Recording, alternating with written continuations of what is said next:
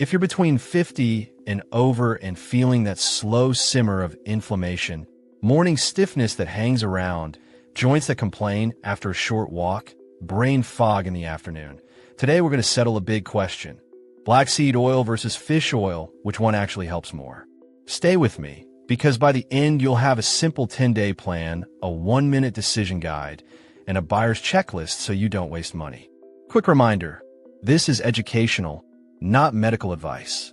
If you're on blood thinners, preparing for surgery, pregnant or nursing, or managing health conditions, talk with your healthcare professional before starting any supplement. Okay, let's get into it.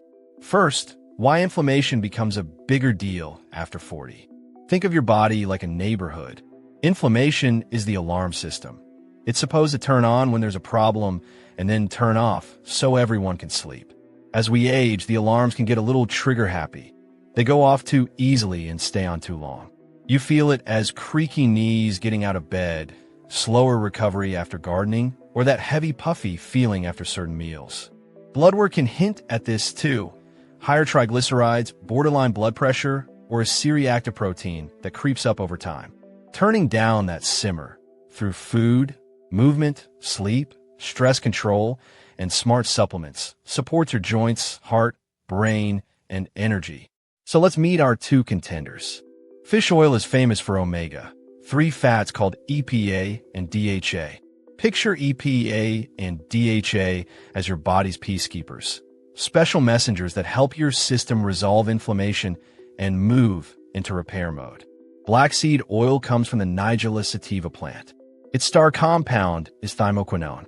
If fish oil sends in peacekeepers, thymocquinone acts like a wise electrician who calms an overactive control panel and tames the electrical noise caused by stress and oxidation.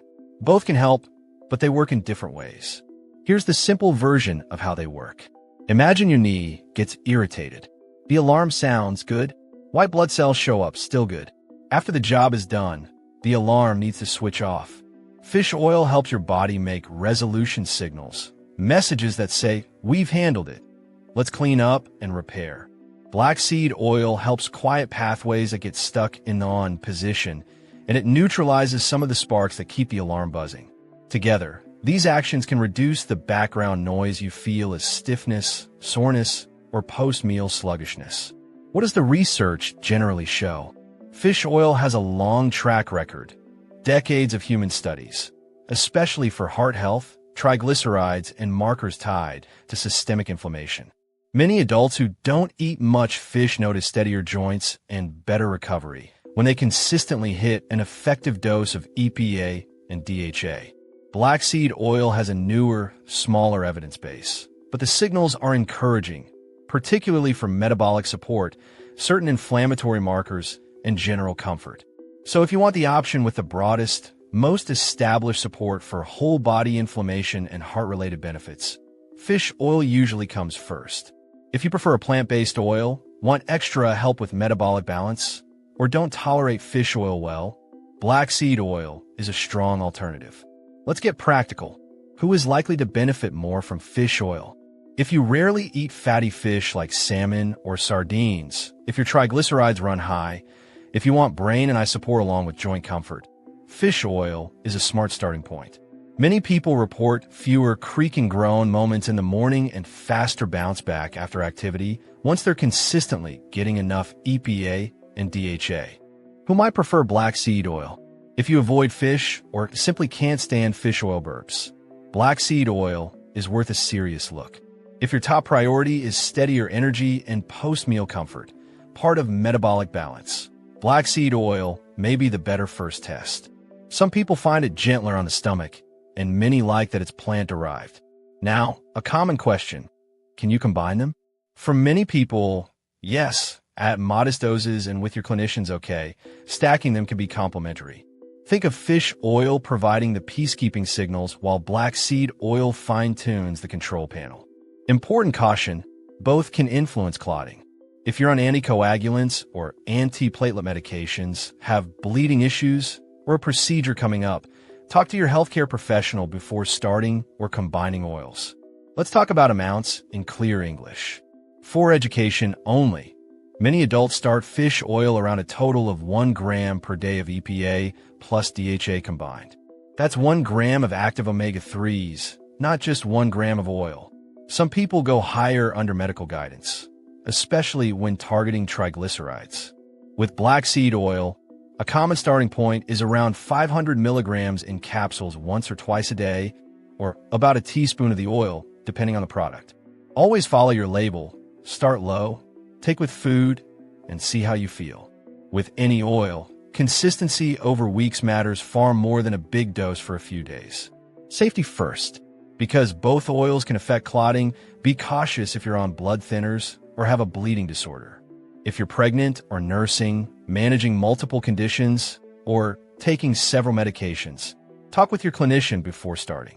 Stop any supplement if you feel unwell, notice unusual bruising, ongoing stomach upset, or signs of an allergic reaction. Now, I want to save you money and frustration with a quick buying guide. Not all oils are equal. For fish oil, flip the bottle and find the exact amounts of EPA and DHA per serving. Don't be fooled by the total oil number. Higher quality products are purified and tested for contaminants and oxidation. If you open a bottle and it smells harsh or like paint thinner, don't push through. Fresh fish oil shouldn't smell like that. Dark or opaque bottles help protect from light, and some brands share third-party testing results, which is a plus. For black seed oil, look for cold-pressed and, when possible, a standardized thymocquinone content so you know what you're getting. Dark glass helps protect the oil too. The scent can be peppery or herbal, but shouldn't smell rancid. If it does, send it back. Let's bust a few myths while we're here. Myth 1. More is always better. Not true. Higher doses aren't automatically safer or more effective. With oils that affect clotting, more can be risky without guidance. Myth 2. You can judge in 3 days. Oils don't work like coffee. They integrate into membranes and signaling pathways. That takes time. Give it several weeks. Myth 3. All fish oil is the same. Definitely not. The EPA/DHA content, freshness, and testing make a big difference in how you feel and what you get. How do you multiply results beyond supplements? Stack the basics. Aim for protein and fiber at your meals to keep blood sugar steady. Add color to your plate: berries, leafy greens, tomatoes, herbs, spices. These bring natural compounds that calm inflammation. Move your body daily. Brisk walking or cycling that's friendly on the joints is perfect. Guard your sleep. One bad week can crank up inflammatory signals. And hydrate. You'll be surprised how often aches, headaches, or sludge energy ease when you're consistently hydrated. Let's do a side-by-side summary you can remember. Fish oil, best overall evidence for broad inflammation support and heart health. Strong effect on triglycerides. Great if you don't eat much fish. And bonus support for brain and eyes thanks to DHA. Black seed oil, promising for inflammation-related discomfort and metabolic balance. Plant-based, often well-tolerated.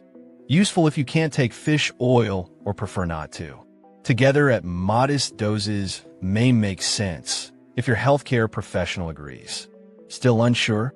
Here's a simple decision flow you can walk through in under a minute. First, do you want broad, system-wide support with heart and triglycerides in mind? If yes, start with fish oil. Second, do you avoid fish or get burps and discomfort from fish oils? If yes, try black seed oil first. Third is metabolic support, steady energy, and better post-meal comfort. Your top priority? Black seed oil may be the better initial test. Fourth, still on the fence?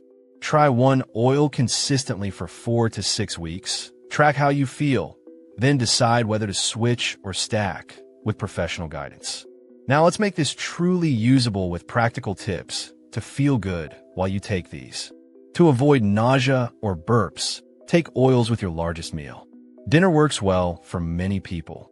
If your fish oil label allows, store it in the fridge. Cooler oil can reduce aftertaste. If you still get fishy burps, try enteric-coated capsules or switch brands to one known for freshness. With black seed oil, start with a smaller dose and step up slowly. Your stomach will thank you. Time for your 10-day starter plan. Purely educational, but very practical. Days 1 through 3. Choose one oil. Don't start both at once. Take the smallest label dose with your main meal. Keep a short daily log. Rate your morning stiffness, digestion, afternoon energy, and sleep quality. Days 4 through 7. If you're doing well, move to the full label dose. Keep logging, just a few notes each day. Days 8 through 10. Compare your notes to day 1. Are mornings a bit smoother? Do your walks feel easier? Is your mood steadier? If you see even small wins and you're tolerating it well, continue for a full 4 to 6 weeks before judging.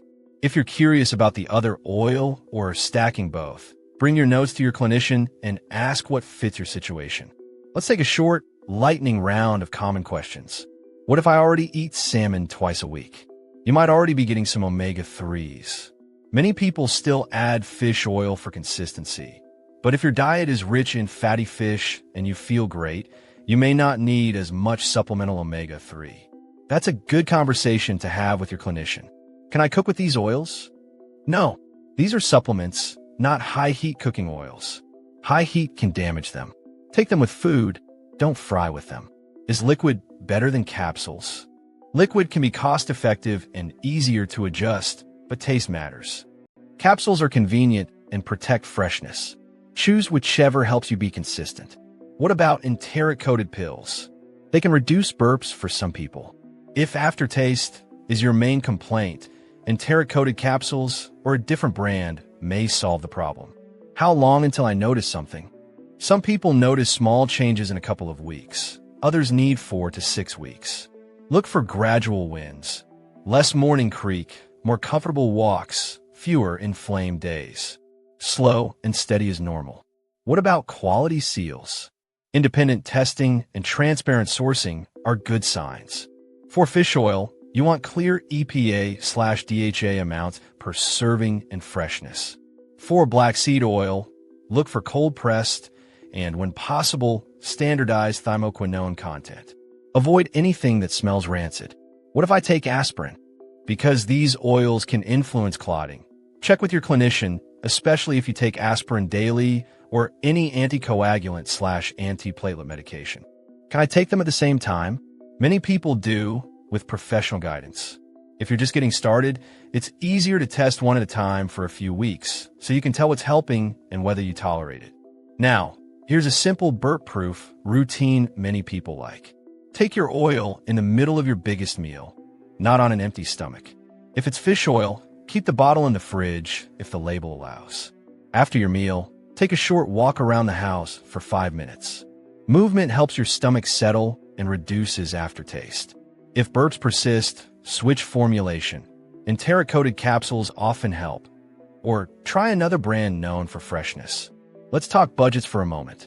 You don't need the most expensive bottle on the shelf. You need a product that's fresh, clearly labeled, and tested. For fish oil, compare cost per 1,000 milligrams of EPA plus DHA, not just cost per pill.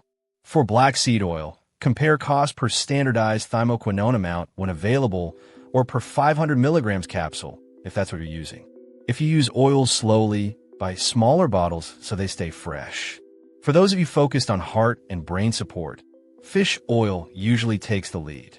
If your focus is comfort after meals, steady energy, and a plant-based option, black seed oil is a strong contender. And remember, your food pattern matters.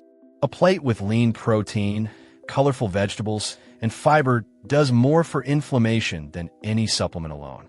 Think of the oils as the assist, not the entire game plan.